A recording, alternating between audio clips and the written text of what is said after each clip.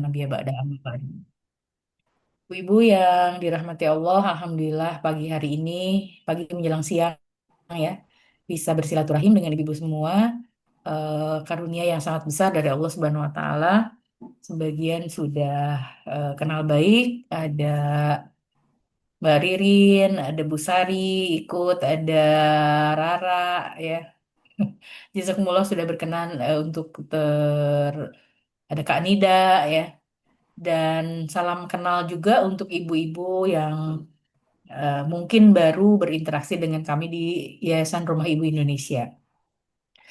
eh Yayasan Rumah Indonesia sebetulnya setiap Ramadan ya itu punya kegiatan-kegiatan yang bernilai sosial maupun edukasi. Dan di 3 tahun lalu di Ramadan kami sempat mengadakan kegiatan online juga ya, family series juga bisa dilihat diikuti di apa namanya YouTube-nya Yayasan Rumah Ibu Indonesia. Mudah-mudahan menjadi apa ya, menjadi jariah buat kami pengurus dan juga menjadi manfaat, membawa manfaat buat ibu-ibu semua. Ya, ibu-ibu, kalau ibu-ibu dan teman-teman ya, kalau kita bicara tentang keluarga memang tidak ada habisnya, karena kalau kita bicara tentang keluarga, sesungguhnya kita sedang berbicara tentang diri kita sendiri. Ya, dan keluarga itu hari ini sudah mengalami banyak sekali eh, apa namanya perubahan gitu ya. Bukan sesuatu yang biasa lagi, tapi harus kita sikapi dengan ilmu gitu di dalam keluarga ini. Beberapa teman mungkin sudah mengikuti materi ini separuhnya karena di materi ini ada penambahan modifikasi gitu ya dari yang sebelumnya. Ini karena keterbatasan waktu saya lupa untuk mengajak beberapa teman yang seharusnya ikut mendalami tema ini, Mbak Ririn ya. Jadi nanti pekan depan mudah-mudahan bisa bergabung teman-teman yang punya tugas untuk pendalaman terhadap materi ini. Saya belum bisa nge-share, Berti. Oh, iya. Jadi insya Allah di setiap Kak, sekarang pertemuan kita akan sertakan dengan pengukuran ya, alat ukur yang bisa dipakai untuk mengukur materi yang kita sampaikan gitu. Nah, mudah-mudahan dengan ada alat ukur ini bisa membuat kita lebih lebih aplikatif lagi begitu ya pelajaran yang kita pelajari di sesi-sesi ini. Ya. Perkawinan berkualitas ya, ini mungkin kalau Bu Ririn, Bu Sari itu udah sempat mengikuti sesi saya sebelumnya, tetapi ada pengayaan di sini dengan menambahkan manajemen konflik dan apa ya nanti kita lihat. Jadi kita itu sekarang ketika berbicara tentang keluarga banyak sekali menyoroti masalah parenting ya, masalah komunikasi, masalah banyak hal yang itu menjadi bagian-bagian yang seharusnya terhimpun ya dalam sebuah kerangka besar gitu yang namanya ketahanan keluarga. Tapi ibu-ibu, teman-teman, ketahanan keluarga itu kan sebagaimana itu kan dimulai dari pernikahan ya gitu. Jadi apa yang ada pada situasi keluarga kita hari ini, nih keluarga kita, keluarga inti kita hari ini, itu kan bukan hanya riak-riaknya yang harus dilihat ya, bukan hanya bagian-bagiannya. Oh ini ngurus anak tuh harusnya kayak gini. Oh mengelola emosi keluarga itu harusnya kayak gimana. Oh, kesejahteraan keluarga itu harusnya dicapai seperti apa? Kan bukan hanya itu. Ada satu hal yang seringkali itu terlewat gitu untuk kita tuh ngelihat lagi karena merasa bahwa oh saya kan udah nikah gitu ya. Perkawinan kita ini udah lama, udah puluhan tahun gitu. Jadi merasa bahwa itu sudah cukup, sudah nggak perlu lagi dilihat gitu ya. Padahal yang namanya perkawinan kita itu ya memang harus berkualitas. Sebagaimana juga keluarga kita harus berketahanan, harus berkualitas. Sebagaimana juga parenting kita harus berkualitas juga gitu ya. Jadi ini perkawinan ini adalah urusan yang sering kali bukan dilupakan, emang kita lupa gitu ya. Seringkali kita nggak, ah kayaknya udah aja gitu, toh udah bertahun-tahun, udah puluhan tahun, barangkali mungkin sebagian kita udah ngerti sama ngerti gitu, dianggapnya aman. Padahal perkawinan yang tidak berkualitas itu akan menjadi ancaman dalam sepanjang kehidupan pernikahan kita gitu. Kalau misalnya sekarang nih BKKBN belum lama mengeluarkan informasi tentang grey divorce gitu ya. Jadi perceraian di usia yang udah lanjut gitu, udah anak-anaknya udah mentas semua, ya orang tuanya malahan bercerai gitu. Itu kan sebetulnya kaitannya dengan apa? Dengan kualitas perkawinan gitu. Pernikahannya berkualitas nggak sih sebetulnya? Nah, dan kita juga selain itu perlu memahami lagi tahapan perkembangan keluarga beserta dengan tugas-tugas utamanya apa. Karena ternyata sepanjang kehidupan berkeluarga itu ada tahapan-tahapannya yang masing-masing tahapan itu punya tugas gitu masing-masing. Misalnya, tahapan ketika awal pernikahan gitu ya. Itu ternyata gitu. Baik kita sebagai orang tua ataupun sebagai pelaku gitu ya. Itu ada tugas yang harus ditunaikan. Ya, tugas yang harus ditunaikan itu apa? Mempelajari karakter laki-laki perempuan, mempelajari karakter suami istri, bagaimana cara beradaptasi gitu. Jadi kan itu nggak bisa cuman ya natural aja gitu, biarin aja mengalir kayak air, iya gitu yang selamat, tapi yang enggak gimana gitu. Banyaknya perceraian di usia awal pernikahan sekarang gitu ya hari ini itu menunjukkan bahwa memang ilmu untuk berkeluarga itu semakin kita butuhkan. Karena apa? Karena perubahan di sekitar kita, perubahan di lingkungan sosial sekitar kita itu terus bergulir gitu. Karenanya kita harus belajar terus juga. Tadi malam saya membaca misalnya di medsos itu memasuki bulan Ramadan menjelang Idul Fitri ya eh, tingkat perceraian semakin meningkat. Jadi orang-orang bercerai antri di pengadilan agama. Itu kan menyedihkan gitu. Jadi dampak Ramadan itu apa buat keluarga kita gitu ya. Nah, jadi Bapak Ibu, Bapak-bapak, Bapak Ibu, Bapak-bapak, Ibu-ibu. Jadi ibu-ibu ya, kita tidak lagi bisa abai dengan segala sesuatu yang terkait dengan keluarga dan pernikahan kita ya. Dan alhamdulillah hari ini teman-teman semua ya ditakdirkan oleh Allah untuk bisa belajar bersama-sama. Ini saya bukan berarti saya paling tahu ya, enggak juga. Di sini ada senior-senior yang mungkin usia pernikahannya sudah lebih lebih lebih jauh dari saya yang nanti bisa sharing juga dengan adik-adik semua gitu ya. Nah, kita mulai dari sini. Jadi makna kualitas dalam perkawinan itu apa sih gitu ya? Eh, Teman-teman semua, perkawinan itu kan bukan tentang kesempurnaan. Justru orang menikah itu untuk saling mengisi gitu ya. Karena tidak ada manusia yang sempurna. Perkawinan berkualitas bukan perkawinan yang tanpa masalah. Justru kita bicara tentang perkawinan berkualitas agar kita bisa tahu gitu ya masalahnya di mana nih pernikahan kita itu dan bagaimana cara kita menghadapi atau menyajikan solusinya.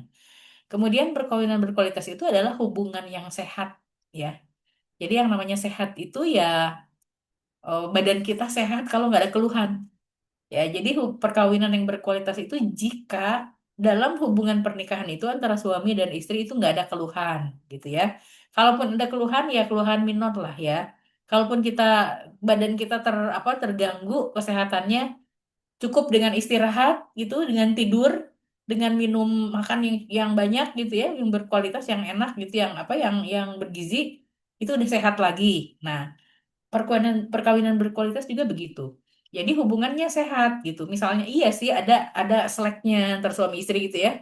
Apa namanya berantem berantem sedikit, tapi tidak berdampak pada hal-hal yang lebih luas gitu. Berantem, habis itu udah yuk jalan bareng lagi. Nah itu tuh sehat sebenarnya gitu ya, karena tidak berdampak serius begitu ya pada hal yang lainnya. Tapi kalau udah berantem terus diem-dieman 3 hari 3 malam nggak nanya, terus nanti berdampaknya istrinya balik ke rumah orang tuanya, nanti dampaknya suaminya nggak mau balik-balik ke rumah, itu hubungannya tidak sehat gitu. Ya, karena apa? Karena tadi konflik itu ternyata ya gesekan itu membuat berdampak pada sesuatu yang lebih serius ya. Nah, perkawinan perkawinan berkualitas juga itu ada yang dimaksud dengan perkawinan berkualitas juga adalah bahagia. Jadi kalau di ayat Quran itu sakinah ya. Sakinah itu tenang gitu ya. Kalau kita bahagia lah bahasa bahasa kita ya secara umum. Jadi orang itu menikah tuh bahagia atau malahan jadi gimana sih sebenarnya gitu. Kalau orang menikah terus jadi kayak masuk ke dalam apa namanya sarang sangkar burung gitu ya, nggak bisa beraktivitas, terus apa di bawah tekanan misalnya. Ya saya mah sama orang tua dulu nggak pernah tuh dibentak-bentak, kok sama suami saya dibentak-bentak mulu ya misalnya gitu. Itu kan berarti tidak bahagia gitu. Ya jadi merasakan kebahagiaan dalam perkawinan itulah perkawinan yang berkualitas gitu. Ya misalnya ketemu apa lagi ada masalah, pengennya ketemu sama suami biar bisa ngobrol. Nah itu bahagia berarti gitu ya.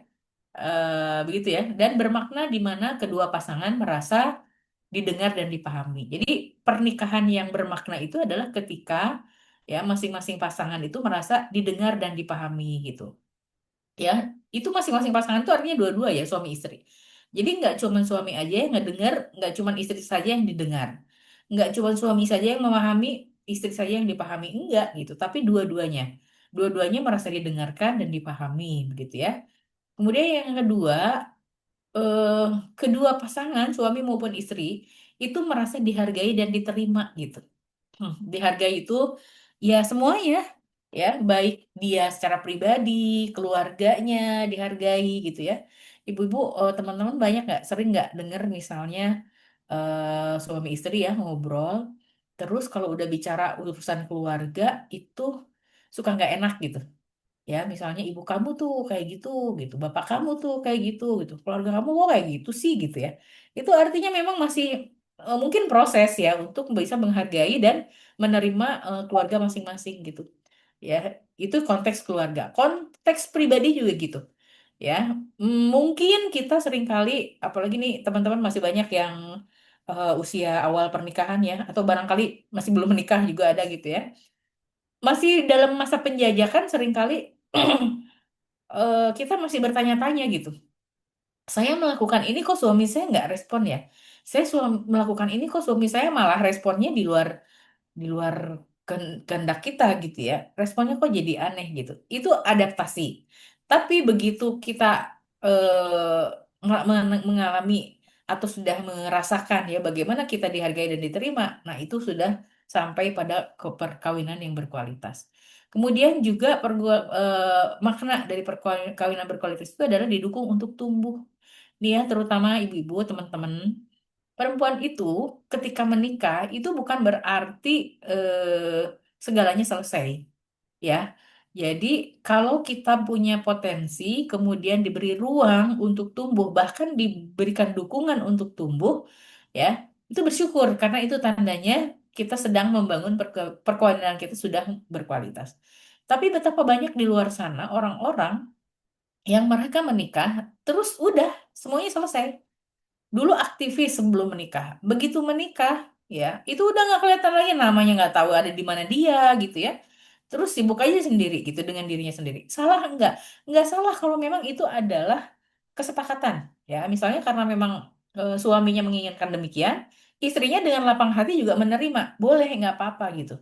Asal jangan ngelihat temennya dulu sesama aktivis lebih maju terus sakit hati. Nah, itu berarti ada sesuatu gitu ya.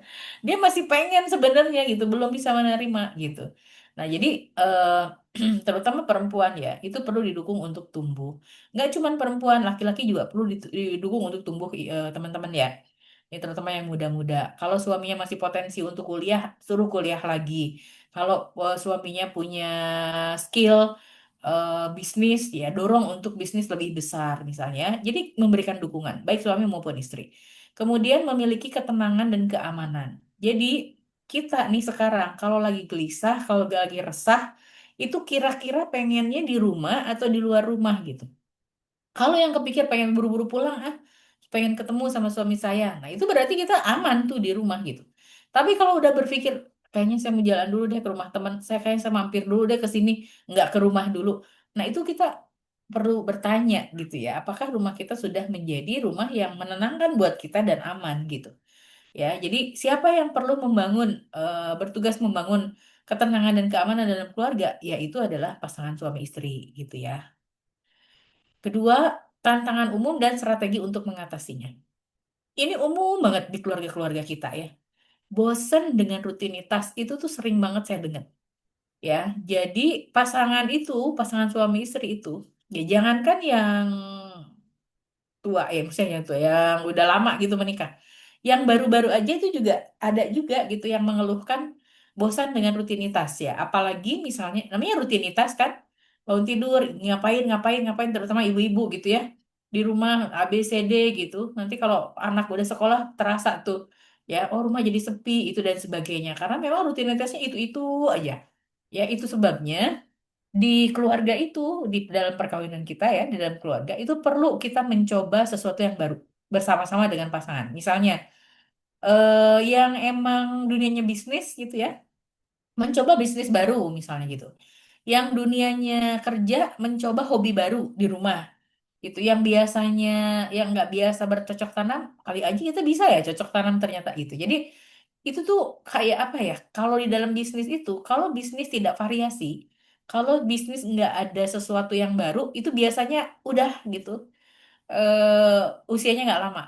Nah, kita juga begitu di dalam pernikahan gitu, dalam perkawinan ya.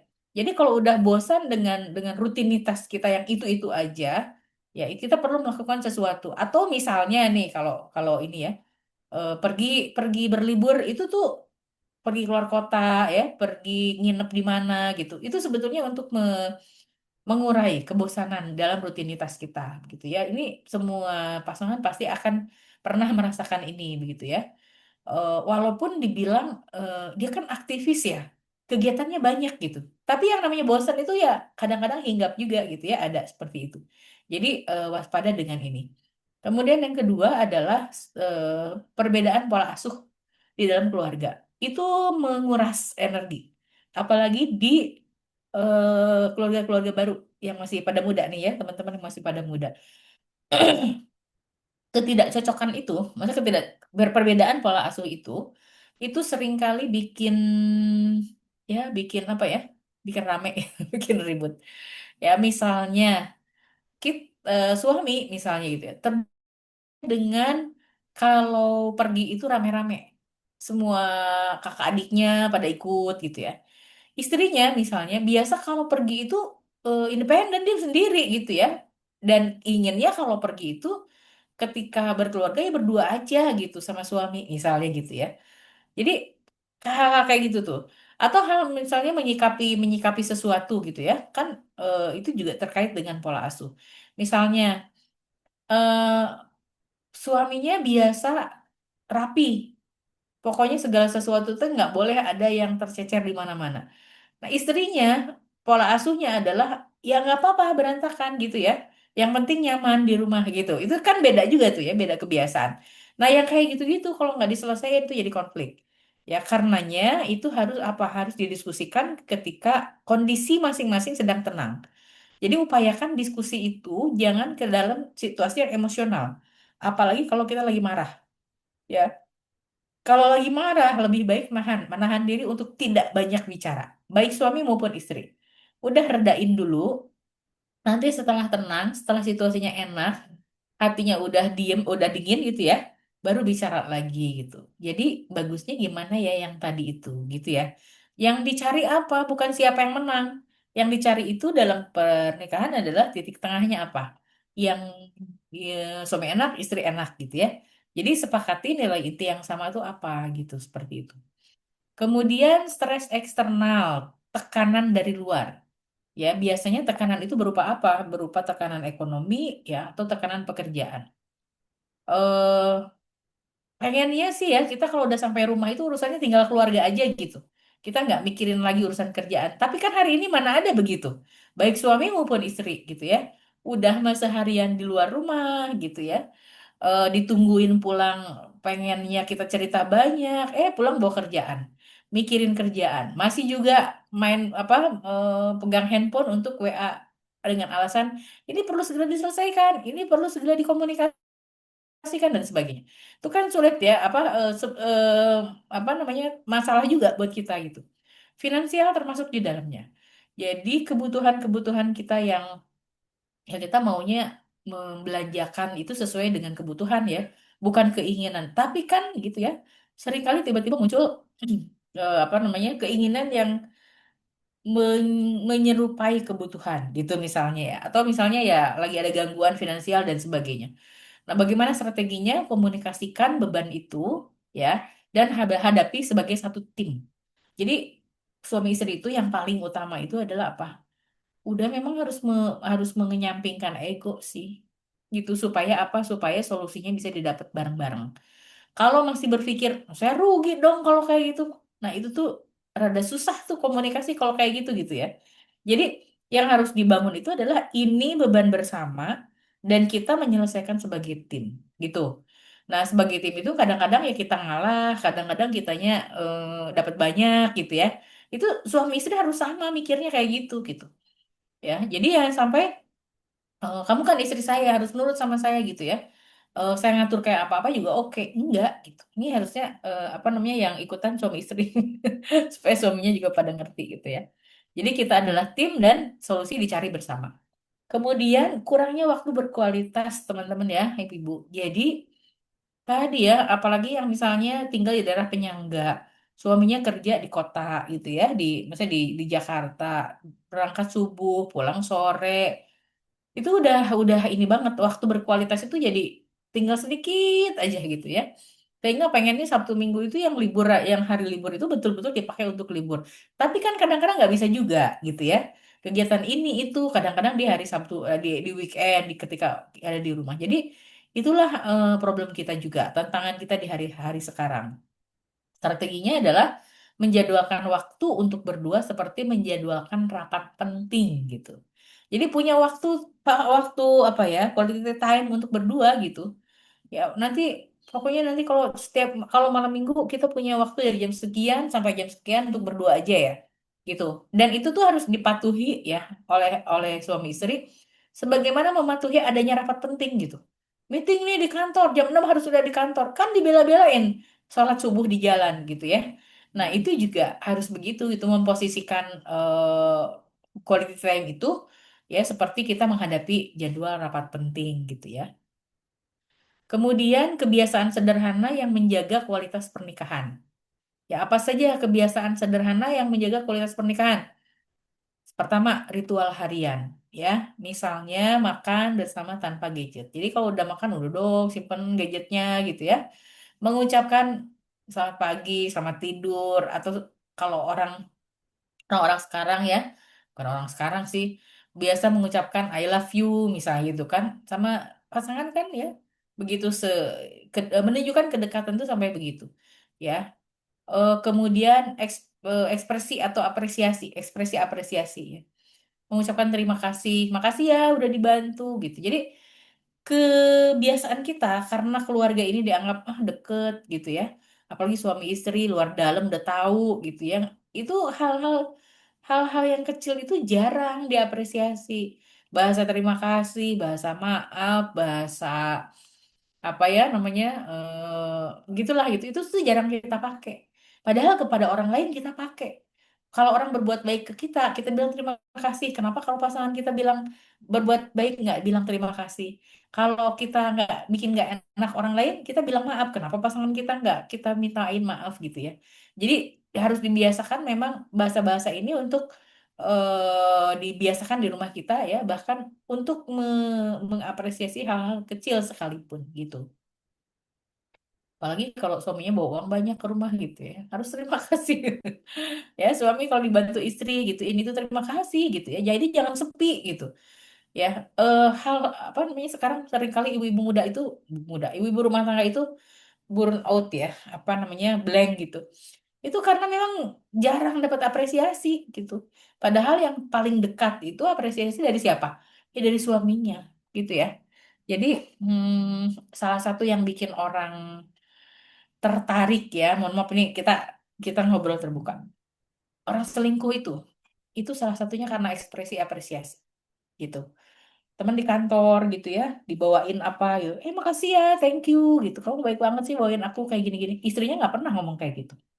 Perempuan juga gitu ya. Ada laki-laki, kamu ini banget perhatiannya sama aku, makasih ya gitu. Suaminya nggak pernah gitu ngasih apresiasi begitu. Ya gimana dia dapetnya di luar gitu ya. Jadi hati-hati ya, itu bisa apa namanya mencederai kehidupan pernikahan. Kemudian ya bikinlah sebetulnya tidak sekedar date night ya, tapi tadi quality time itu gitu ya. Mingguan, sebulanan ya. Bahkan misalnya kalau perlu tahunan gitu ya, setiap anniversary misalnya gitu ya, kita ngapain atau kemana, ada momen khusus gitu. Atau ya itu tadi malam minggu itu kita ini ngapain ya gitu, ada waktu quality time misalnya gitu ya. Yang penting adalah waktu khusus berdua, fokus pada hubungan. Jadi jangan bayangkan kalau kita berdua sama suami itu ngobrolin hal-hal yang penting gitu. Itu mah rapat namanya Bu. Ya. Jadi kalau kita berdua sama si bapak itu cuma untuk menikmati waktu aja. Makan gitu ke lagi pengen bakso banget nih gitu ya. Ayo itu ya berdua aja gitu. Makan dinikmatin tuh makan bakso. Jangan keburu-buru. Aduh ntar anak-anak nyusul. Aduh itu mah udah nggak nyaman gitu ya. Gitu aja. Dan itu tuh ternyata para suami itu butuh waktu untuk berdua seperti itu gitu ya. Kemudian sekedar malam-malam misalnya anak-anak udah tidur nyari angkringan yuk gitu, naik motor berduaan gitu. Jadi jangan dibayangkan kita akan mendiskusikan sesuatu enggak gitu, cuman gitu doang gitu ya. Tapi dari perjalanan berdua itulah akan menghadirkan apa kehangatan gitu ya, menghadirkan kedekatan seperti itu ya. Jadi nggak perlu ngapa-ngapain, nggak perlu bikin agenda gitu ya, sekedar jalan aja udah gitu itu cukup gitu ya. Itu yang dimaksud dengan apa namanya bikin itu quality time. Kemudian apa lagi ya, ini the power of apa hook ya, pelukan 20 detik gitu ya, bahkan sebagian orang mengatakan 17 kali dalam sehari gitu ya, tapi nggak segitunya amat ya kita ya ada. Kenapa kenapa jadi pelukan gitu ya, yang di yang digaris bawahi karena ternyata kalau kita belajar interaksi keluarga, interaksi itu ditandai dengan dua hal. Pertama adalah adanya ini apa namanya kontak. Jadi kalau kita bicara ada respon, nah itu interaksi namanya. Kalau kita ngomong doang gitu ya, terus yang diajak bicara diem aja, walaupun dia mengerti, itu bukan interaksi. Ya mungkin komunikasi dia ngerti gitu ya. Komunikasi itu kan bagaimana pesan nyampe ke ke orang yang diajak komunikasi gitu ya. Mungkin tuh komunikasi. Tapi kalau interaksi itu harus ada respon. Yang kedua, interaksi itu ada apa namanya interaksi fisik, ada hubungan fisik gitu. Ya, apa skin to skin gitu ya. Makanya orang-orang yang sakit itu membutuhkan apa namanya membutuhkan itu tadi interaksi yang baik dengan caregivernya, dengan penjaganya, ya. Salah satunya apa? Ada kontak fisik, ya, dielus gitu ya, dipegangin itu orang-orang sakit itu begitu yang dibutuhkan. Nah, suami istri itu apalagi ya dia butuh dalam bentuk interaksi yang lebih dekat. Apa itu interaksi yang lebih dekat? Ya interaksi yang lebih dekat adalah ya berpelukan. Karena dengan berpelukan itu jantung ketemu jantung gitu ya. Apa namanya ada hormon oksitosin ya, hormon cinta yang mengurangi stres gitu. Minimal 20 detik katanya gitu ya. Jadi sebelum berangkat kerja atau misalnya apa gitu ya. Itu perlu perlu dilakukan gitu. Kalau sudah merasa jauh gitu ya, kayaknya nih suami saya sibuk banget gitu, nggak sempet ngobrol nih udah berhari-hari gitu. Ini ingat juga gitu ya, apa suami kita jalan kita masih tidur gitu ya belum bangun, ntar dia pulang kita udah tidur gitu ya, itu dilihat ya. Kemudian menyimpan kenangan indah, nah foto video atau cerita masa lalu yang membuat kita tersenyum ya. Jadi perlu juga tuh kita nyimpen foto-foto masa lalu gitu, nanti kalau lagi bete-bete gitu ya, lagi nggak ngapa-ngapain dikirim ke WA gitu ya. Nggak usah dikomentarin, kirim aja foto itu. Pasti teringat sesuatu di masa lalu gitu ya. Nah yang gitu-gitu tuh walaupun receh gitu, walaupun sederhana, tapi itu penting gitu. Ya, misalnya zaman lagi kurus dulu gitu ya. Foto-foto zaman kita lagi kurus, masih muda gitu ya. Foto-foto zaman kuliah, belum kenal, tapi ternyata udah ada di satu frame misalnya gitu ya, atau foto bareng teman-teman lagi kegiatan gitu ya. Nah itu bisa jadi sesuatu yang kadang-kadang udah bosen ya. udah jarang ngobrol, begitu ingat lagi, oh iya ya dulu kayak gini gitu. Itu apa ya? Menyegarkan pernikahan kita dan insya Allah ya menjaga kualitas perkawinan. Kemudian juga jadi tiga pilar perkawinan yang berkualitas. Pertama ya, kalau kita kita ibaratkan sebuah perkawinan itu seperti bangunan, dia tentu membutuhkan pilar yang kokoh ya. Pilarnya itu yang pertama adalah komunikasi yang efektif dan empati. Jadi bukan cuma efektif ya komunikasi itu, tapi empati karena ada komunikasinya efektif nggak efektif, tapi bikin istrinya nangis gitu. Itu kan nggak empati ya. Komunikasinya efektif gitu tapi apa bikin suaminya marah gitu itu kan tidak empatik gitu. Nah yang kita inginkan itu adalah komunikasi yang efektif dan empati, jadi bukan hanya bicara tapi juga didengar ya. Komunikasi adalah tentang memahami dan dipahami tadi di depan tadi ya, karena pernikahan berkualitas itu harus dipahami dan memahami gitu. Kemudian gunakan bahasa aku ya, jadi bukan aku gitu ya, maksudnya ini loh perasaan saya gitu. Jadi I statement namanya.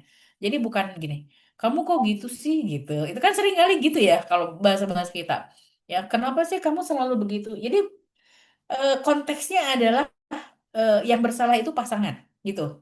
Yang dikritik itu pasangan, yang harus memperbaiki itu pasangan. Kalau bahasanya kamu. Tapi kalau bahasanya saya, aku gitu. Itu kan I statement itu menunjukkan bahwa ini loh saya gitu ya, ada kebutuhan untuk ini. Itu maksudnya. Ya, jadi misalnya, eh, Mas, saya lagi sedih gitu ya. Kayaknya saya perlu ini deh gitu ya. Perlu jalan berdua deh. Jadi kebutuhan saya itu lebih lebih mudah untuk menjadikan pasangan itu berempati. Ya daripada misalnya saya lagi sedih kok kamu cuek aja sih gitu ya. Saya lagi sedih kok nggak diajak kemana-mana. Itu kan jadi kayak yang salah itu ya suami gitu. Ya tapi ini kalau bahasanya adalah saya itu mencoba untuk menyampaikan bahwa ini kebutuhan saya gitu ya. Termasuk ke anak-anak juga begitu, Bu ya. Misalnya ibu marah karena ya misalnya kamu tidak melakukan apa gitu. Ya, jadi bukan eh, kenapa kamu nakal karena apa gitu ya. Nah gitu. Jadi apalagi dengan suami ya. Jadi perlu kita membiasakan memposisikan bahwa ini kebutuhan saya gitu ya. Kemudian jadi pendengar aktif ya teman-teman ya. Jadi berikan perhatian penuh ya. Kalau lagi ngobrol sama suami itu dilihat matanya, ulangi lagi untuk memastikan pemahaman gitu. Jadi Mas tuh maunya jadi Mas tuh lagi perlu ini ya gitu. Itu tuh boleh kayak gitu. Ya dan apa namanya kontak fisik tadi ya misalnya sambil pegang tangan, sambil dielus-elus punggung misalnya. Itu jadi sesuatu yang dibutuhkan dalam komunikasi empatik. Kemudian bicarakan hal yang sulit. Kebanyakan kita itu tidak siap untuk membicarakan hal-hal yang sulit gitu. Hal yang sulit itu apa ya? Seringkali kita tidak siap dengan respon pasangan kita, respon suami kita. Misalnya yang sensitif-sensitif lah ya gitu. Misalnya saya pengen bantu ibu saya, misalnya gitu ya. Karena kita perempuan, saya pengen bantu ibu saya lagi perlu uang 50 juta gitu ya. Itu kan sebetulnya keinginan ya, karena ibu saya itu lagi butuh banget uang segitu. Kan kita tidak tahu respon suami kita. Bisa jadi iya, ya. Bisa jadi marah gitu. Ngapain sih gitu? Emang gak ada kakak kamu yang lain apa gitu? Kayak gitu-gitu ya. Nah, itu tuh menghadapi respon kayak gitu tuh emang harus siap kitanya gitu. Jadi berkepala dingin. Ya enggak, itu kan keinginan saya gitu. Kalau misalnya emang nggak ada, emang kita nggak punya, ya nggak apa-apa juga. Misalnya gitu. Jadi jangan sampai respon kita itu justru malah menyulut ya. Jadi seperti menyiram bensin ke api gitu ya. Tapi kita justru harus siap dengan respon-respon yang nggak enak itu. Misalnya dalam situasi tertentu kita perempuan ya itu seringkali pengen pulang ke rumah orang tua gitu. Karena pulang ke rumah orang tua itu kan kadang-kadang menghirup udara segar banget gitu ya. Itu kadang-kadang bapak-bapak juga suami-suami ada yang modelnya ngapain sih pulang terus gitu. Ya itu harus siap juga kita dengan itu ya. Jadi bukan untuk berdebat tapi untuk berdiskusi gitu ya. Kalau nggak pulang, kira-kira saya apa ya yang bikin saya bisa lebih lebih nyaman gitu ya, lebih bersemangat gitu. Dicari solusinya bareng-bareng gitu ya. Jadi pilih waktu yang tepat untuk membicarakan masalah dengan kepala dingin. Katanya menurut psikologi, kalau laki-laki itu akan sangat nyaman diajak bicara ketika perutnya kenyang gitu ya. Jadi suami-suami itu enak diajak ngobrol kalau perutnya lagi kenyang. Ya, kalau lagi lapar itu yang namanya bapak-bapak udah gitu ya, emosian gitu. Jadi itu harus dipahami juga oleh kita. Kemudian, nah kita tuh banyak yang takut ya, balik sini sedikit. Kita di antara istri banyak yang takut untuk membicarakan hal yang sulit. Contoh, kita kadang-kadang punya kebutuhan sendiri ya. Misalnya saya tuh butuh butuh ini sih sebetulnya butuh apa ya sesuatu aja gitu ya. Tapi lagi nggak ada uangnya. Kita pinjem ke orang lain gitu ya, ke teman kita kan saking deketnya, pinjem dong uang gitu. Nah, itu kan harusnya kita bicara ke suami kita, ya. Ibu, apa namanya, aku pinjem uang tadi ke siapa gitu ya. Eh, nah, laki-laki itu biasanya, kenapa responnya seringkali, bukan negatif, seringkali di luar dugaan kita. Karena urusan finansial itu, urusan nafkah itu kan urusan suami ya. Gitu. Jadi pengennya dia diajak bicara dulu gitu kalau kita mau melakukan itu. Gitu ya. Jadi susah sekalipun itu harus diomongin sebetulnya kalau urusan urusan keuangan seperti itu ya menurut saya gitu. Jadi jangan sampai kita di luar pengetahuan suami kita melakukan ABCD gitu ya. Suami kita nggak tahu gitu. Karena itu dampaknya nanti di akhir. Suami akan merasa apa? Merasa tidak dihargai gitu ya. Jadi walaupun sulit punya utang, ngomong aja gitu ya. Pas saya punya utang gitu. Kemudian yang keduanya apa? Pilar yang kedua. Intim, akrab gitu ya dengan suami. Tapi emang harus holistik. Nggak bisa. Holistik itu apa? Holistik itu dibangun dengan alami. Dibangun secara natural gitu ya. Nggak, apa namanya, nggak klis, nggak apa ya, nggak semu gitu. Ya kayak yang di depan medsos, intim banget gitu ya, kayak yang akrab banget gitu. Tapi ternyata gitu ya, dunia nyatanya. Ya, jadi holistik memang apa namanya natural. Dan ternyata keintiman yang holistik itu lebih dari sekedar fisik gitu. Jadi bukan harus deket terus sama suaminya, ya, tetapi secara emosional, ya, secara intelektual juga dekat. Ya, keintiman emosional itu adalah kemampuan untuk berbagi perasaan, ya, termasuk takut, harapan, pengen apa, impian, ya, yang paling dalam tanpa takut dihakimi gitu. Itu keintiman emosional itu seperti itu. Jadi kalau kita sudah bisa ngomong apa aja ke suami kita juga udah bisa ngomong apa aja gitu ya ke istrinya, itu keintiman emosionalnya sudah terbangun gitu. Dan itu harus dicoba, dibiasakan ya, terutama buat teman-teman yang masih keluarga-keluarga muda gitu. Trial error. Bisa jadi ketika kita nyampein sesuatu itu respon tadi ya, respon pasangan itu seringkali nggak nyaman buat kita gitu. Oh berarti cara nyampeinnya nggak seperti itu gitu. Eh, tapi harus dicoba gitu ya, menyampaikan harapan pengen ya nanti suatu hari gitu kita punya rumah kayak gini nggak apa-apa gitu tuh disampaikan aja. Pengen ya nanti suatu hari kita umroh sekeluarga misalnya gitu ya. Pengen ya nanti suatu hari kita jalan-jalan ke Eropa. Pengen ya nanti suatu hari itu harapan kan, sampaikan aja gitu. Kalau kita masih takut nyampein nyampein harapan aja takut gitu ya, itu berarti pilar-pilar perkawinan perkawinan berkualitas masih belum kokoh, belum kuat. Termasuk perasaan ya, misalnya, "Ih, saya takut kalau apa namanya menghadapi ini gitu ya, saya ya itulah semua perasaan gitu ya, itu bisa saya cemas, saya gelisah, saya kalau apa kalau mas nggak di rumah saya suka merasa ini, saya suka merasa itu gitu ya. Dalam tahap tertentu itu bahkan suami istri bisa menyampaikan emosi ya, karena udah intim emosinya, bisa menyampaikan kapan dia nggak nyaman dengan istrinya, kapan istrinya nggak nyaman dengan suaminya, dan itu tuh biasa. Maksudnya tidak menimbulkan gejolak gitu, tidak menimbulkan konflik. Karena apa? Karena emang secara emosional udah deket gitu. Ya mungkin yang muda-muda belum bisa membayangkan tuh kayak apa tuh gitu ya. Tapi kalau udah usia pernikahan 20 tahun ke atas, saya kira keintiman emosional ini sudah terbangun sehingga tidak cuma yang enak-enak yang bisa diomongin gitu ya. Misalnya nih, saya tuh kalau lagi haid misalnya gitu ya, itu sebel banget gitu ya lihat lihat bapak misalnya karena udah usia pernikahannya itu. Itu tuh direspon oleh suami kita biasa aja tuh, namanya keintiman emosional tuh sampai kayak gitu. Jadi udah nggak ada lagi apaan sih nggak suka lihat saya gitu ya marah dan enggak gitu, emang udah udah nyaman aja penerimaannya gitu. Jadi nggak ada takut lagi mau ngomong apa. Nah itu keintiman emosional itu pada suatu waktu itu akan sampai pada tahap itu, pada tahap yang udah nggak marah lagi gitu ya. Bahkan Rasulullah SAW ya ada seorang sahabat yang ketika dia melihat seorang perempuan cantik di jalan, balik ke rumahnya, terus dia temuin istrinya, dia bilang, saya melihat perempuan cantik di luar sana gitu. Ya, terus istrinya ditarik ke kamar, ya udah gitu.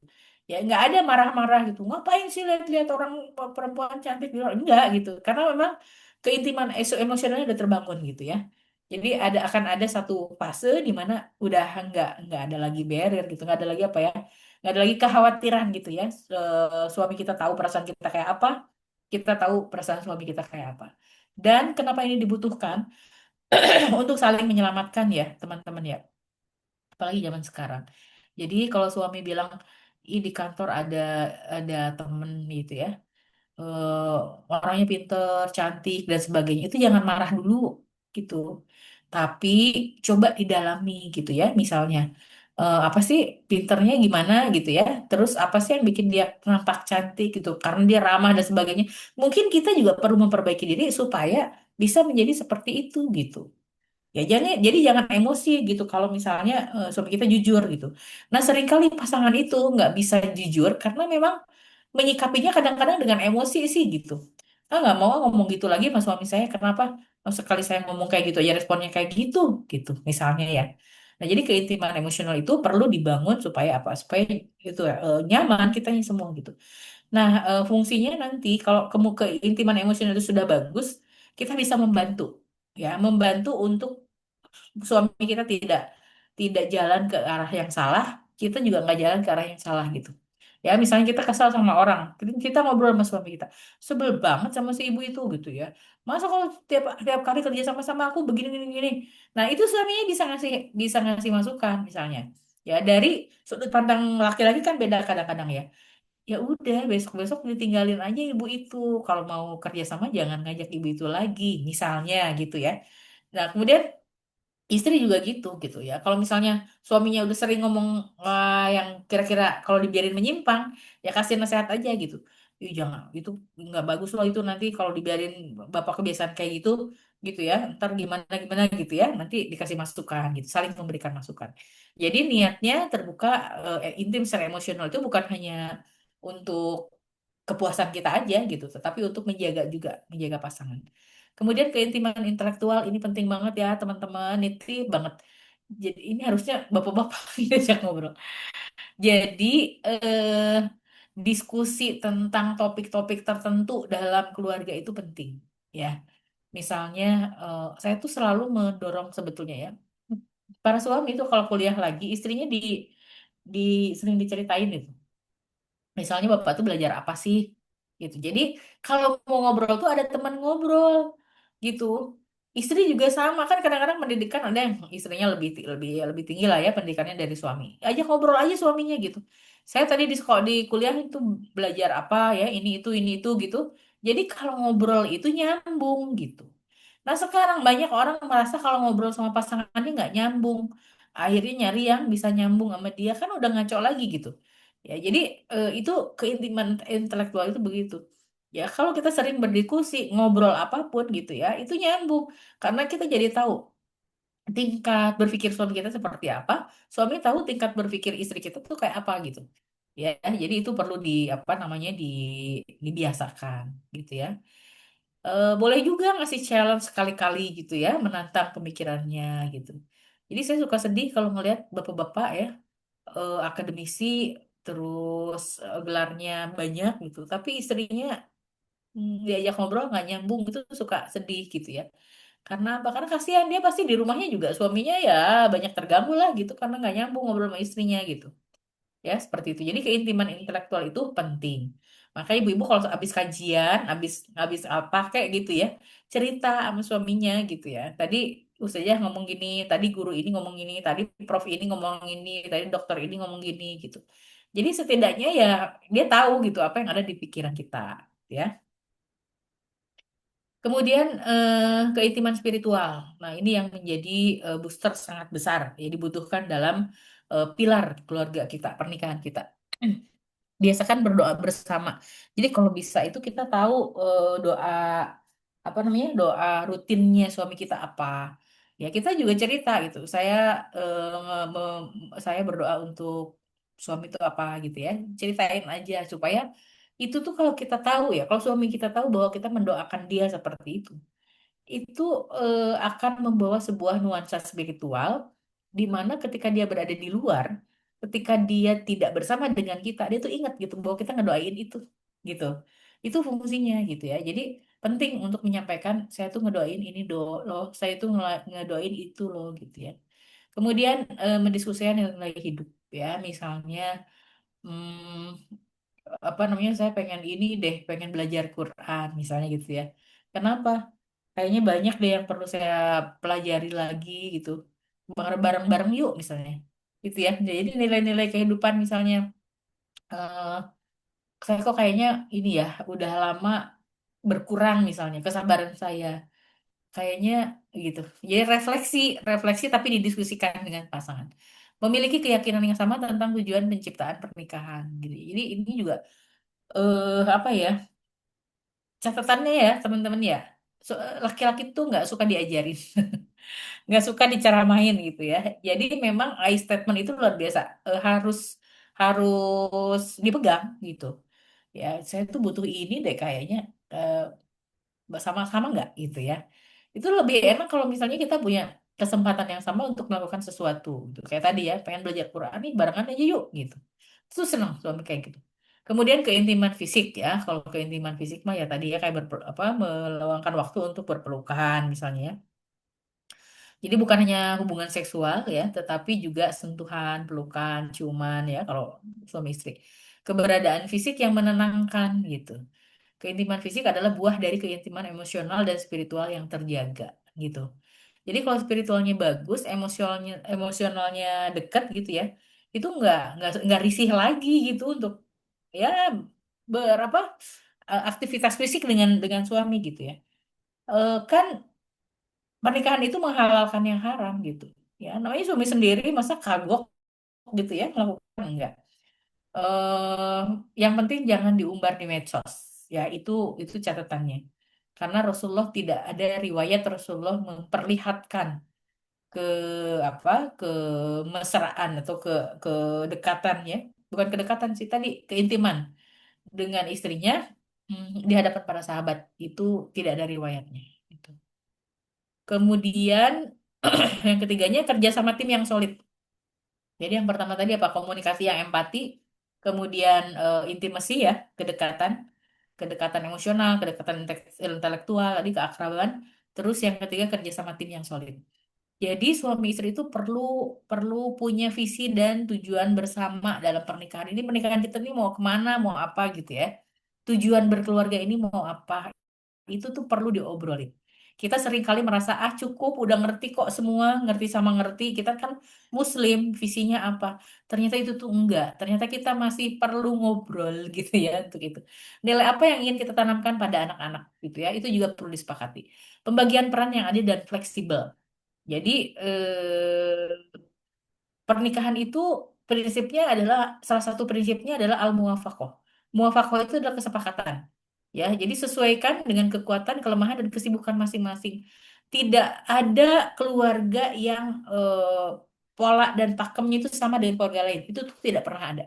Masing-masing keluarga punya pola dan punya bentuknya, bukan bentuk, punya pakemnya masing-masing gitu. Misalnya, ada suami yang mengizinkan dan merelakan gitu ya istrinya lebih aktif dari dia gitu. Nggak apa-apa, udah ibu aja gitu yang aktif. Saya nanti anak-anak urusan anak-anak di rumah urusan saya. Ada suami yang gitu. Ada suami yang udah saya aja yang maju ya, kamu di rumah aja ngurus anak-anak. Ada yang kayak gitu. itu boleh yang manapun nggak apa-apa gitu. Yang penting apa? Dua-duanya sepakat gitu ya. Dan tidak boleh kemudian dianggap sebagai kemuliaan gitu.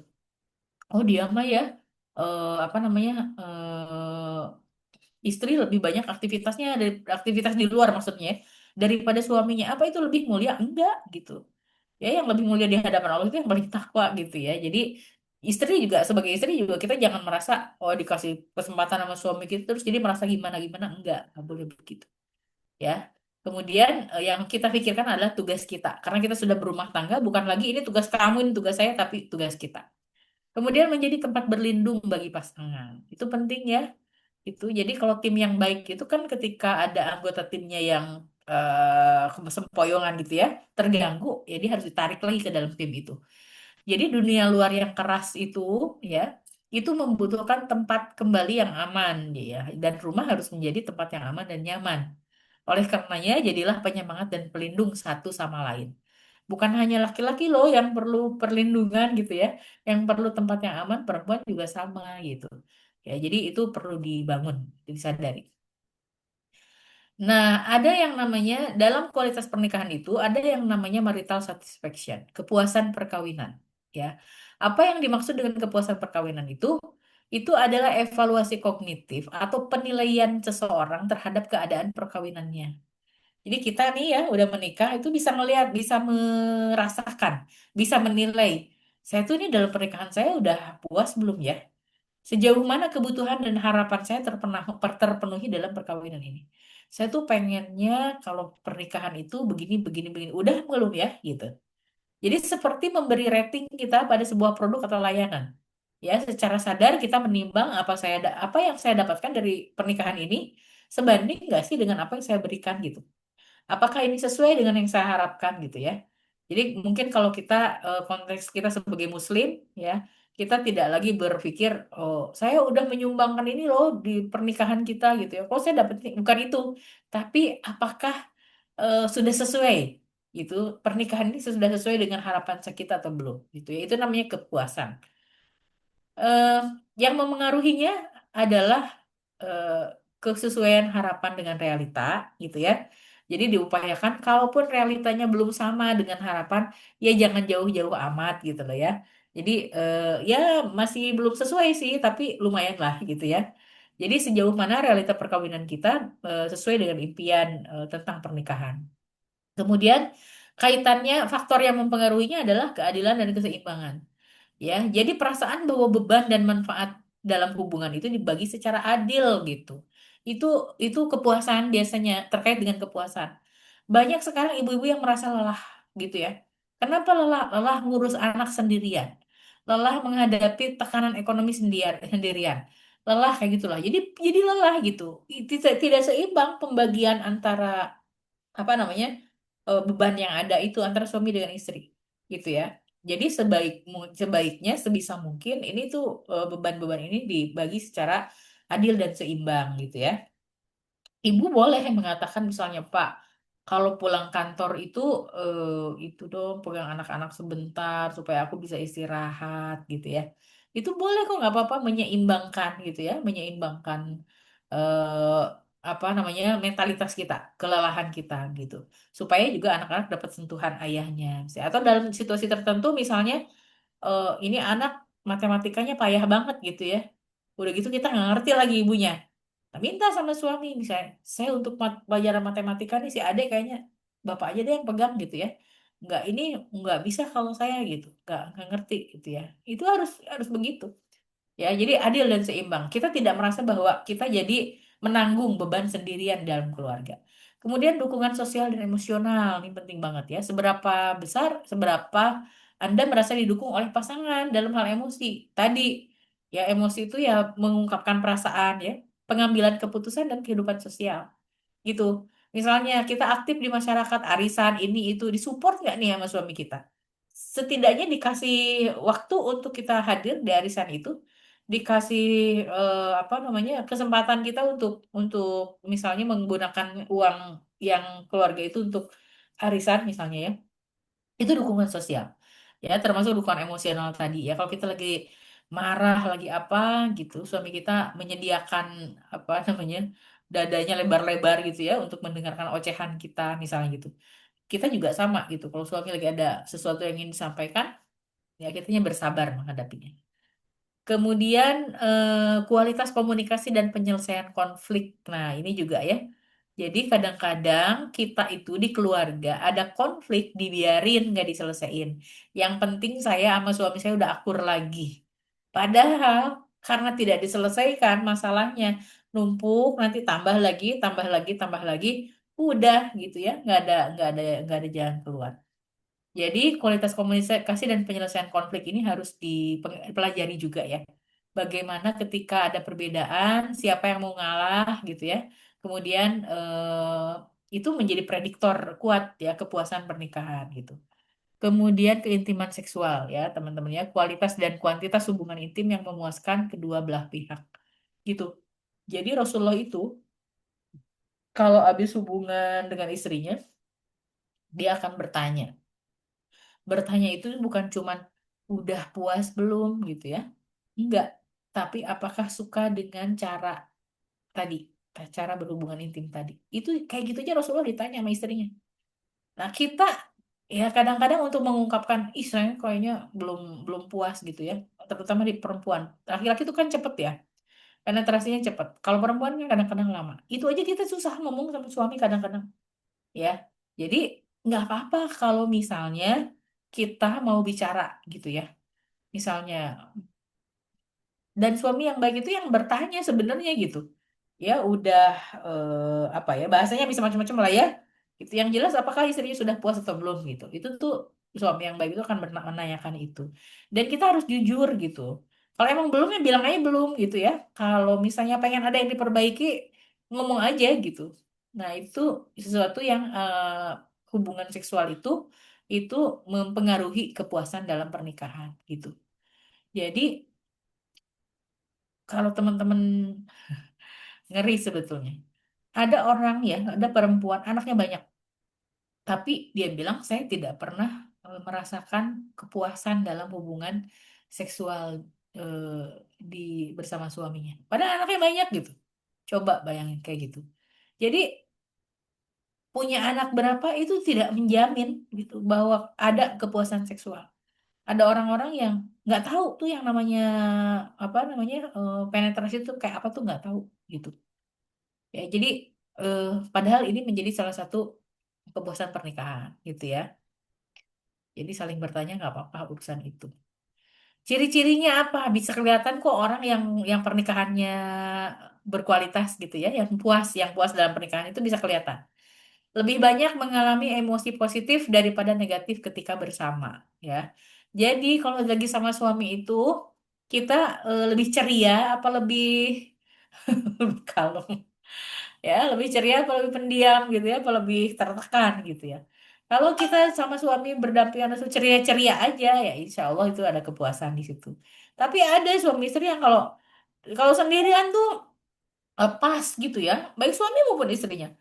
Ada bapak-bapak yang kalau lagi sendirian tuh kayaknya wah udah gitu ya ramah banget dan sebagainya. Tapi kalau di samping istrinya wah berubah 180 derajat. Itu ada yang kayak gitu ya perempuan juga ada gitu ya yang kalau lagi sendirian dia happy gitu tapi begitu ada suaminya berubah total gitu ya itu bisa kelihatan ya orang-orang yang puas dengan perkawinan atau tidak kemudian memandang pasangannya dengan positif apa positif bias ya jadi cenderung hanya melihat sisi baiknya aja gitu ya jadi jangan jangan melihatnya negatif-negatifnya aja tapi justru dengan positif-positifnya ya kemudian merasa hubungan mereka lebih baik. Ini banyak loh ada loh saya menemukan ya pasangan suami istri yang ngobrol sama kita itu saling menyampaikan keburukan pasangannya gitu lagi ngobrol nih ya suaminya ngobrol ini istrinya nyautin nggak gitu juga mau orang kadang-kadang di rumah juga gini jadi justru kejelekannya gitu yang disampaikan di depan kita ada juga bapak-bapak yang gitu enggak bu istri saya mah di depan di rumah mah begini-begini disebutin kejelekannya gitu. Jadi ini gimana sih suami istri gitu ya? Harusnya kan yang positifnya gitu. Alhamdulillah sih Bu, suami saya di rumah gini. Alhamdulillah istri saya ini di rumah. Itu tuh seneng banget kitanya juga yang diajak ngobrol enak gitu. Apa ngedengerinnya juga enak gitu ya. Kemudian merasa hubungan mereka lebih baik daripada kebanyakan pasangan lain gitu ya. Kalau ini mah kan yang merasakan diri kita sendiri ya. Jadi kalau ngelihat orang gitu, alhamdulillah gitu kita begini. Ngeliat orang lagi cemberut-cemberutan suami istri gitu ya. Kita apa bisa ngomong bareng-bareng gitu. Alhamdulillah kita masih bisa ini gitu ya. Itu kalau kita punya kendaraan motor lihat orang jalan, alhamdulillah kita masih bisa naik motor gitu. Kalau kita punya mobil lihat orang naik motor jalan kaki ya alhamdulillah kita mau udah bisa naik mobil jadi hubungannya itu ya apa ya kita merasa bahwa ya kita sendiri gitu merasa bahwa hubungan kita dengan pasangan itu baik kemudian kalau tadi marital satisfaction ya kepuasan kalau ini marital happiness kebahagiaan gitu jadi dua hal yang berbeda ternyata. Jadi kalau kepuasan itu kan ukuran ya, ukuran kita merasa harapan kita dengan realita itu sudah terhubung atau enggak gitu. Nah kalau kebahagiaan itu lebih pada pengalaman afektif ya, perasaan ya. Kalau tadi kan bisa diukur tuh, ya diukur lah pakai diri kita. Tapi kalau ini itu ukurannya adalah perasaan senang, gembira dan puas yang muncul secara spontan dalam kehidupan pernikahan sehari-hari. Ya, lebih tentang perasaan daripada penilaian. Analoginya kalau bukan tentang nilai makanan di restoran, tapi tentang perasaan hangat dan nyaman yang Anda rasakan saat makan malam bersama pasangan. Jadi kalau kita makan sesuatu nih, mau di restoran besar, mau di warung Padang, mau di warung pinggir jalan gitu ya. Tapi kayaknya enak aja gitu, bareng-bareng dengan suami kita. Nah itu tuh kebahagiaan tuh kayak gitu. Kalau kata Ustaz Abdul Aziz apa al-basatoh ya. Bisa menerima apapun eh, yang Allah berikan gitu ya. Nah, itu kebahagiaan. Sumbernya apa? Sumber kebahagiaan. Momen kecil yang berkesan. Jadi memang kita tuh perlu ya sering-sering bikin momen-momen kecil yang berkesan gitu. Ya ibu-ibu mah teman-teman misalnya apa sih momen kecil yang berkesan gitu ya. Misalnya di secari kertas tulis I love you itu simpen di apa di tempat tidur pas apa namanya nanti suami pulang ngeliat itu tuh momen kecil tapi mungkin berkesan lah ya buat suami kita. Jadi tertawa bersama gitu, lelucon ya, pelukan tak terduga, rasa syukur atas hal yang sederhana gitu.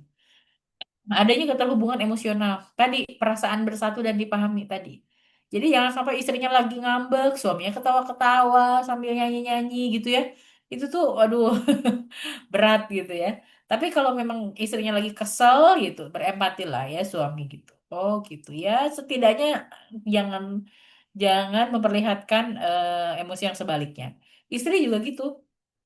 Ya kalau suami lagi situasi tertentu pusing rungsing gitu ya oh apa namanya banyak pikiran ya kita jangan cerita hal-hal yang eh, menyenangkan buat kita doang gitu itu di ibu jalan-jalan loh pak sama ini sama tahu suami lagi banyak pikiran gitu ya nanti ceritanya gitu simpan dulu ya berempati dulu ya jadi oh gitu ya oh gitu apa yang ibu bisa bantu ya pak ya gitu misalnya gitu ya dengan bahasa-bahasa seperti itu. Keberadaan bersama yang menenangkan ya. Jadi perasaan tenang dan aman hanya karena berada di dekat pasangan. Di dekatmu aku lebih tenang gitu ya. Tapi memang begitu ya sumber kebahagiaan itu.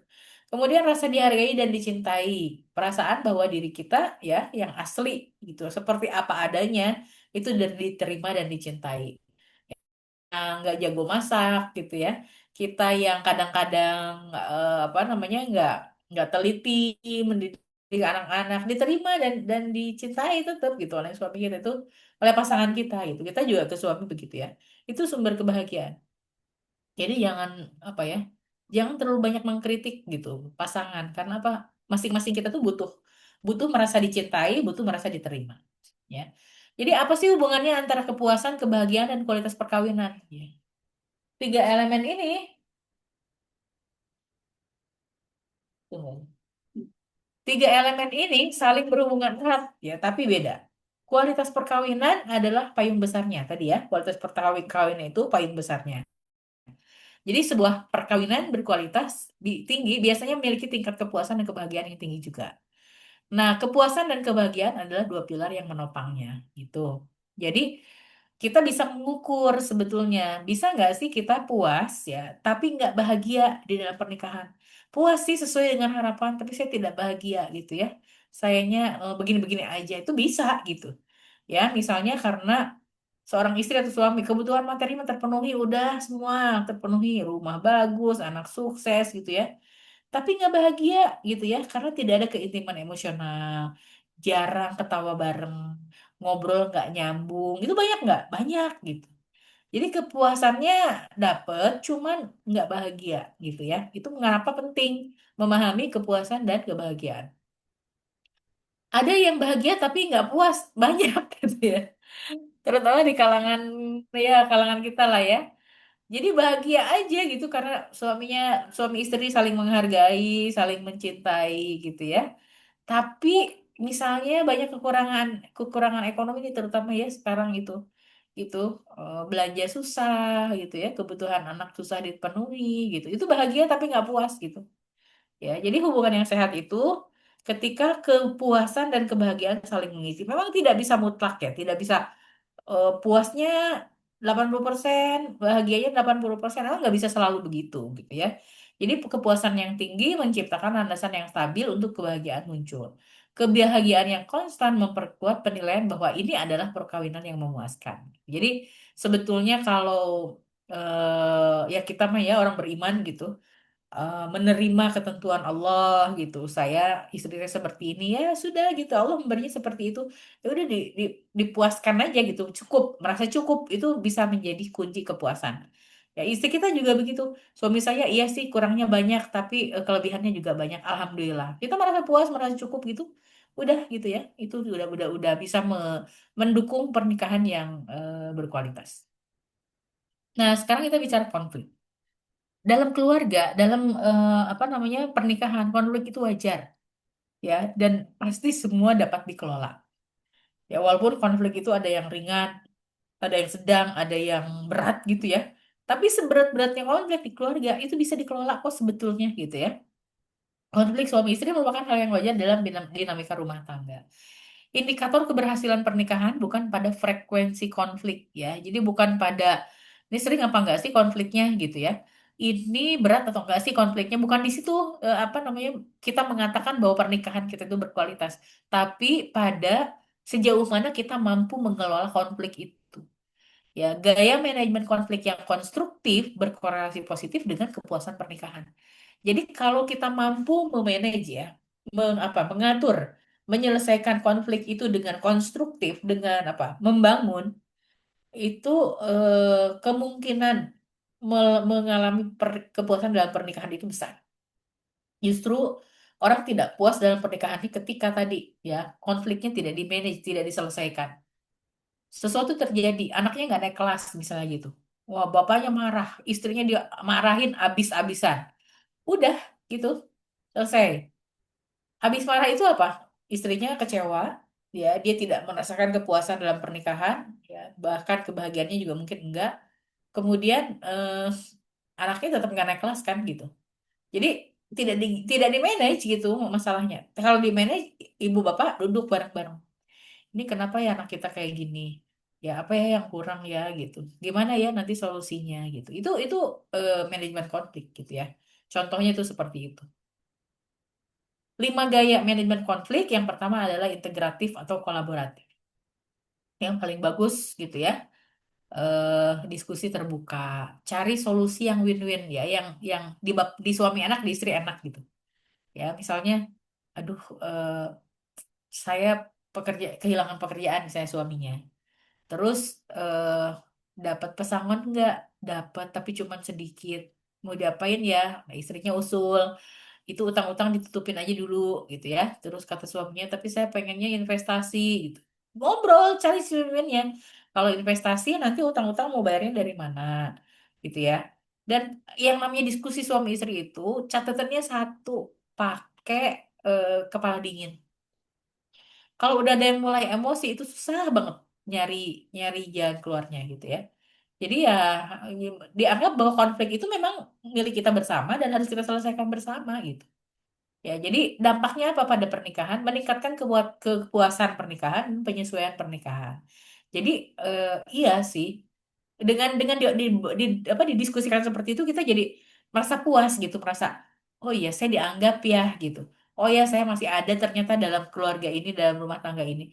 Oh iya suami saya mau mau mendengar saya. Oh iya istri saya mau memahami, memaklumi saya gitu misalnya ya. Dan akhirnya kan ada penyesuaian gitu. Oh iya karena ada masalah ini kita harus lebih hemat nih kayaknya gitu ya, karena suami kita apa namanya kena PHK misalnya gitu. Oh iya karena orang tua meninggal kita jadi harus lebih lebih apa gitu ya, adik-adik kita harus lebih gimana misalnya gitu tuh itu dampaknya. Kemudian ada gaya kompromi, jadi kedua pihak ya mengalah sebagian ya, jadi eh, udahlah saya mah nggak usah ngotot deh biar aja suami saya itu di satu kesempatan, atau misalnya suaminya ya udah itu ibu begitu deh, bapak bapak mengalah misalnya, itu kompromi. Ya, jadi dampaknya pada pernikahan adaptif, terutama pada istri bekerja biasanya gitu ya. Ini jadi gimana? Ah, ngotot-ngototan gitu ya. Eh, ada istri bekerja, pengen berhenti dengan alasan anaknya masih kecil-kecil. Kata suaminya, kalau kamu berhenti kerja, yang mau bayarin cicilan rumah siapa? Coba, Bu. Ya, jawabannya begitu. Itu yang mana kira-kira? Boro-boro integratif kan? Kompromi aja enggak? Karena apa? Karena itu udah apa ya, agresif barangkali gitu ya, itu loh, itu kewajiban kamu bukan kewajiban istrinya, kan harusnya begitu gitu. Tapi maksudnya boleh para suami keberatan gitu kalau istrinya berhenti bekerja, tapi bahasanya tidak seperti itu. Ya, bahasanya misalnya Bu, kita tuh masih punya banyak sekali cicilan. Ya, kalau ibu berhenti kan jadi beban ada di bapak semua. Dan kalau ibu berhenti kerja, nggak akan cukup penghasilan bapak gitu. Kira-kira jadi gimana ya bagusnya? Karena kalau itu enak. Ya, daripada tadi gitu. Kalau kamu berhenti kerja, siapa yang nyicil ini tuh gitu ya. Ada juga yang model menghindar bapak ibu, ibu-ibu, ya teman-teman. Ada yang model menghindar nih. Jadi menunda atau lari dari konflik. Ya, jadi kalau ada konflik itu udah diam-diaman aja, 3 hari diam-diaman, habis itu akur lagi, masalahnya nggak selesai, nggak pernah dibicarakan, akur sih, kehidupan keluarga jalan gitu. Tapi yang ini lukanya masih nggak diobatin gitu. Ya itu banyak yang kayak gitu. Daripada ribut kan gitu, daripada ribut udahlah gitu. Padahal dilupain juga enggak. Nanti kalau ada konflik lagi, yang konflik ini diingat lagi gitu. Ya, itu beresiko korosif jika menjadi pola utama. Ya, jadi korosif itu apa? Menggerogoti apa namanya keutuhan keutuhan pernikahan gitu ya.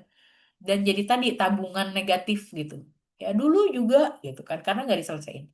Ada yang akomodatif ya, satu pihak dominan dan mengalah, dan satu pihak mengalah. Ya, jadi misalnya, saya mau udah tahu suami saya mau modelnya kayak gitu, udah biarin aja lah, saya ngalah. Ngalah itu harus dengan bahasa yang benar ya, sebenar-benar ngalah gitu. Jadi bukan ngalah terus ngomel di belakang, enggak gitu. Udah saya mengalah, ikhlasin aja, itu misalnya. Ya, itu menghadirkan situasi yang damai sesaat, tapi tadi potensi luka emosional jangka panjang itu akan datang lagi gitu menghantui. Kemudian yang paling buruk ya, itu manajemen konfliknya adalah agresif atau verbal attack. Ya, menyalahkan, merendahkan ya. Ini itu sering banget. Anak sakit, tuh kan jadi sakit anaknya, ibunya sih pergi mulu gitu. Itu kan menyalahkan ya, merendahkan. Jadi itu yang bisa menurunkan kepuasan, meningkatkan resiko perpisahan. Ya, ada istilah sebelum nikah jatuh aja gitu ya, dibantuin untuk berdiri. Setelah menikah ya, kita jatuh aja diomelin gitu ya. Itu matanya di mana nggak dipakai apa gitu. Itu waduh ya, parah. Nah, faktor yang mempengaruhi pengelolaan konflik apa saja? Ya, kecerdasan emosi ya, teman-teman. Jadi kita itu sebagai ibu-ibu, sebagai perempuan, itu beban kita tuh banyak, ya. Jadi harus pinter-pinter tuh mengelola emosi. Ya, kalau lagi kesel di sini gitu ya, kita tahu harus lari kemana, ya, dirilis gitu. Udah, maafkan, maafkan, maafkan. Supaya apa? Ketika ada konflik dengan pasangan, dengan suami, kita jadi lebih mudah menyelesaikannya gitu.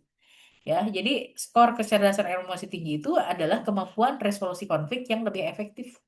Jadi orang yang tenang itu, orang yang bisa menghadapi masalah dengan lebih lebih lebih apa? Lebih tenang ya, gitu, nggak reaktif, itu cenderung mengelola konflik juga lebih baik gitu. Jadi ada istilah kalau lagi tadi ya, kalau Rasulullah tuh Kalau lagi marah, ya duduk. Kalau nggak bisa duduk, tiduran, ya. Terus berwudu gitu ya. Itu supaya apa? Supaya emosional kita stabil. Kemudian pengelolaan keuangan, ya. Transparansi finansial dan komunikasi non konfrontatif dapat meningkatkan keharmonisan. Ya, 3 dari 4 pasangan yang mengelola uang bersama melaporkan konfliknya lebih rendah, gitu. Jadi pengelolaan keuangan di rumah kita juga ya berpengaruh ya pada pengelolaan konflik, ya apa namanya, mereka suami istri yang tahu sama tahu gitu ya, nggak apa-apa istrinya punya dompet sendiri tapi suaminya tahu gitu, Pak aku punya tabungan ya segini, nanti ya jangan diminta-minta sama suaminya gitu, itu punya istrinya, ya tapi kalau ada situasi darurat misalnya itu boleh gitu. Kita juga tahu ya penghasilan suami kita tuh berapa, yang dia punya itu berapa gitu, simpenannya itu apa aja gitu. Itu lebih mudah mudah ketika konflik datang pengelolaannya gitu. Karena apa? Karena sebetulnya keterbukaan finansial itu menunjukkan trust ya, kepercayaan yang luar biasa di antara suami dan istri. Kemudian konteks sosial budaya ya, pernikahan beda budaya gitu ya. Itu bagaimana pernikahan beda budaya itu biasanya membutuhkan dialog yang lebih banyak. Ya, dan kompromi itu menjadi kunci. Ya, ini Jawa sama Sumatera di kita mah beda gitu ya. Itu aja suka bikin konflik. Apalagi Papua dengan Sumatera gitu ya. Itu aja bisa bikin jadi konflik. Jawa Barat sama Jawa Tengah, Jawa Timur aja beda di kita gitu ya. Jadi memang ya perlu ini banyak-banyak memahami konteks sosial dan budaya ini. Ya, dan 4 langkah utama untuk mencegah untuk membangun untuk ya konflik konstruktif. Satu, fokus pada masalah ya, jangan pada pribadi. Jadi kita tuh kadang-kadang kalau ada masalah sama suami suka, ih dia mah emang orangnya kayak gitu. Ya keburukannya aja kelihatan. Fokusnya sama masalahnya ya ibu-ibu, jangan sama orangnya. Jadi tadi gunakan lagi I statement. Jadi saya merasa kita kurang ini ya gitu. Jadi jangan kamu selalu itu udah berat lah kalau menyalahkan gitu. Kemudian mendengar aktif dan komunikasi terbuka. Pasangan yang bertahan lebih dari 10 tahun ya itu biasanya adalah mereka yang menerapkan mendengar, merespon, menyelesaikan masalah setelah setelah tenang. Jadi tidak harus selalu masalah itu diselesaikan waktu itu juga. Ya, kadang-kadang kita punya waktu dulu untuk mengendapkan masalahnya apa, nanti baru ya setelah tenang kita obrolin lagi. Ya, ini urusan-urusan anak nih luar biasa ya kalau pada pada pasangan-pasangan muda gitu ya. Tuh anaknya melakukan keburukan ini, perlu treatment itu gitu. Itu nggak bisa kalau di responnya itu pas lagi kita panas gitu. Jadi harus tenang dulu, dipikir dulu, baru nanti ngobrol lagi sama suami. Gitu ya. Kemudian kompromi yang adil. Ya, hindari pola satu pihak yang terus mengalah. Negosiasikan solusi bersama. Jadi emang harus kesadaran sih ya. Ada model-model suami yang kalau ada masalah itu ya harus dia terus yang menang gitu. Itu sebetulnya bukan kompromi yang adil. Ya, jadi eh, bagusnya dinegosiasikan nih solusinya apa. Kemudian minimalkan agresi verbal ya. Jadi jangan, nah kalau lagi marah tuh lu, apalagi ibu-ibu ya, tahan tahan lisan gitu. Ya, karena apa? Serangan verbal itu meningkatkan resiko terjadinya perceraian. Pokoknya saya, kalau udah pokoknya kan ibu-ibu ya, saya tuh saya sih I statement gitu, tapi ada pokoknya di depannya jadi susah gitu ya. Nah, jadi eh, upayakan jangan terlalu banyak apa namanya verbal. Ya udah tenang dulu gitu ya. Nanti setelah tenang baru kita diobrolin gitu. Nah, pola komunikasi sehat suami istri dengan dalam menjaga keharmonisan pernikahan, ya terbuka jujur, empati dan suportif gitu ya. Jadi terbuka dan jujur itu tadi ya ada resikonya. Resikonya kadang-kadang kita harus siap gitu ya dengan yang nggak enak dilontarkan atau disampaikan oleh respon pasangan. Empati dan sikap suportif ya ini juga penting gitu supaya orang merasa dicintai, diterima, difahami begitu. Kemudian sikap positif dan setara ya. Jadi baiknya suami dan istri itu setara gitu ya, merasa bahwa ini tuh kan kita tim, ini keluarga ini punya kita bersama gitu ya, tidak ada yang lebih tinggi, tidak ada yang lebih rendah. Kemudian komunikasi yang rutin ya, jadi hmm, misalnya kalau eh, saya karena saya sibuk, suami saya sibuk gitu ya, itu waktu kita ngobrol yang efektif itu waktu nganter anak ke sekolah gitu, karena anak saya sekolahnya jauh ya, dari rumah tuh 45 menit Jadi pulang pergi itu kan lumayan tuh 1,5 jam. Nah, itulah waktu efektif kita untuk ngobrol gitu. Jadi kalau sudah saya berhari-hari gitu ya, nggak bisa ngantar anak saya tuh biasanya suami saya bilang, udah lama nih nggak ngantar Alifa gitu ya. Padahal masalahnya bukan udah lama nggak ngantar, udah lama nggak ngobrol gitu ya. Karena waktu berkualitas ngobrol kita tuh ya di situ di mobil ketika ngantar jemput anak-anak gitu. Biasanya banyak hal yang bisa diobrolin, bisa diselesaikan gitu. Nah kalau udah ada kode kayak gitu, ya itu mah nggak usah disuruh gitu ya. Kitanya yang menyediakan waktu. Ya udah besok apa ikut nganter gitu. Jadi setiap keluarga punya pola sendiri. Ya, itu yang kita bahas hari ini. Eh, apa namanya materinya seperti itu. Dan kita pasti pengen tahu kualitas keluarga kita itu, kualitas pernikahan kita itu seperti apa kan gitu ya teman-teman ya. Nah, itu ada kuesionernya, ada alat ukurnya. Kita menyebutnya alat ukur tuh untuk mengukur sejauh mana eh apa namanya pernikahan kita berkualitas atau tidak gitu ya. Jadi ini untuk mengetahui kualitas perkawinan. Saja sih yang ditanyakan nanti nih ibu-ibu teman-teman mengisinya tentu sendiri-sendiri ya. Tuh, jadi ada 4 kolom, sangat setuju, setuju, tidak setuju, sangat tidak setuju. Ya, ini komunikasi dan sikap pasangan. Ya, memperlakukan saya sesuai dengan harapan saya. Kayaknya belum deh, gitu ya. Tidak setuju. Saya merasa dicintai oleh pasangan hingga saat ini. Banget gitu, sangat setuju gitu. Ya, ini semuanya di sini. Keuangan keluarga gitu ya. Kemudian hubungan intim dan kesetiaan, anak dan pengasuhan, hubungan dengan keluarga besar, komitmen perkawinan. Nanti dilihat ya, direkap ini. Yang paling SS paling banyak, yang SS berapa, yang S-nya berapa, yang TS yang berapa, STS berapa. Ini kan ada berapa? 28 ya, 28 pertanyaan. Ini penilaiannya common sense aja, maksudnya apa ya, penilaian umum aja. Nanti kan kalau mana nih yang paling banyak gitu. Oh, berarti kualitas pernikahan kita itu berada dalam posisi yang mana gitu ya. Kalau misalnya oh, ini sama nih, oh berarti rentangnya segini. Ya, ini diisi dulu oleh ibu-ibu ya, oleh teman-teman. Nanti kalau misalnya ada yang oh hasilnya kayak gini, kalau udah ngerti hasilnya ya udah gitu. Tapi kalau misalnya pengen dikonsulin, ini kok gini ya, apa namanya nilainya gitu. Itu nanti bisa dikonsulin di grup ke Mbak Berti ya. Itu seperti apa. Jadi nanti di-share di grup juga. Begitu dari saya untuk pertemuan kali ini. Mudah-mudahan mencerahkan kita semua. Sebetulnya pengennya ya membuat kita semua jadi menyadari bahwa kualitas pernikahan itu sesuatu yang perlu kita perjuangkan, perlu kita tingkatkan, perlu kita refresh begitu ya sepanjang pernikahan kita.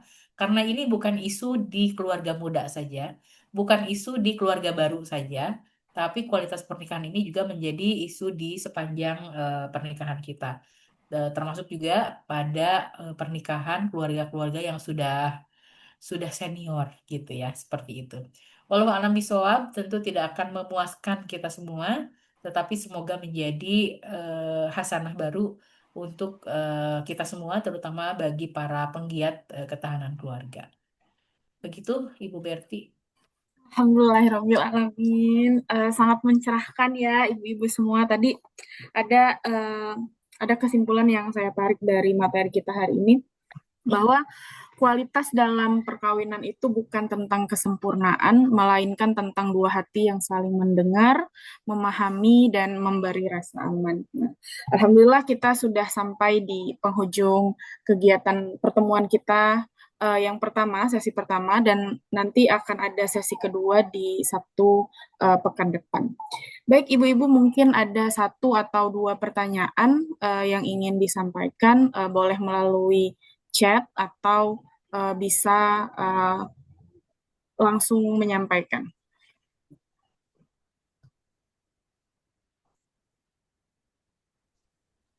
Sari, Bu, izin. Ya, mangga, Teh Sari. Boleh. Assalamualaikum warahmatullahi wabarakatuh. Waalaikumsalam. Kunuhun Bu Eko, gimana? kita mengingatkan kembali. Ini Bu, pernikahan artinya pengenalan kita seumur hidup ya Bu dengan pasangan kita.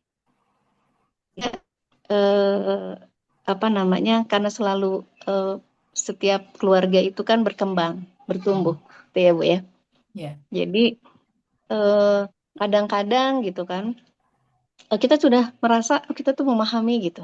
Ternyata karena memang faktor-faktor lain, faktor lingkungan gitu ya, misalnya kan karir suami yang semakin naik atau lingkungan pertemanannya dia gitu, membuat itu perubahan gitu. Nah ini banyak sekali nih, maksudnya nggak banyak sih, maksudnya ada kasus-kasus gitu ya ketika kayak gitu ya. Ini bagaimana kita menghadapinya gitu. Ya. Ya, ketika misalnya terjadi perubahan pada pasangan kita. Jadi ternyata bukan hanya misalnya suami, tapi juga bapak-bapak yang mengalami seperti itu gitu. Pernah suatu ketika ada seorang bapak Bu gitu. Kalau saya sih gini, kalau sampai dia ngomong ke kita itu, dia sebetulnya nggak curhat tapi selintas saja gitu ya. Artinya kan dia merasakan gitu ada perubahan gitu ya. Ketika istri saya gitu ya, ketika istri saya di sini tuh dia jadi berubah gitu loh Bu. Gitu ya, yang tadinya misalnya istrinya penurut, istrinya kayak gini gitu ya. Tapi karena dia ikut organisasi, ikut ini jadi mengalami sebuah perubahan ya. Nah, ini seperti apa penyikapannya Bu Eko? Apa namanya terhadap pasangan yang seperti ini gitu ya. Ternuhun Bu. Ya, ya. Ya, sangat menarik pertanyaannya ya, dan ini menjadi PR kita semua untuk bisa membantu keluarga-keluarga yang memang mengalami hal-hal seperti itu. Satu hal yang perlu disadari